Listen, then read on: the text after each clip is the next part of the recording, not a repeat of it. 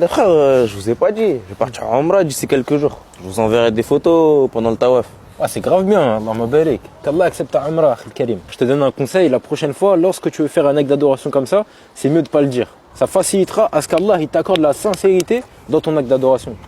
Notamment, le prophète sallallahu alayhi wa sallam, il dit dans un hadith que les 3 premières personnes à être jetées en enfer, c'est 3 personnes qui faisaient beaucoup d'actes d'adoration. Le premier, c'est quelqu'un qui est mort dans le sentier d'Allah. Le deuxième, c'était un grand savant. Et le dernier, c'est quelqu'un qui faisait beaucoup d'aumônes.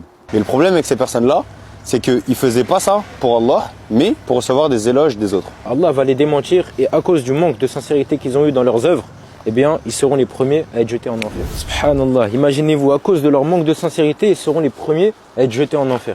Et d'ailleurs, il y a un verset dans lequel Allah nous dit « Innama nut'imukum liwajhillahi la nuridu minkum jaza'an wala shukura » Ça veut dire « Nous vous nourrissons exclusivement pour le visage d'Allah, ne voulant de cela aucun remerciement ni récompense. » Cela nous montre que Allah veut de son serviteur, veut de nous, que on vise à travers nos actes d'adoration uniquement son agrément et non pas les éloges des gens par exemple. Donc mes frères et sœurs, Maintenant que vous avez entendu cela, Tâchez d'être sincère.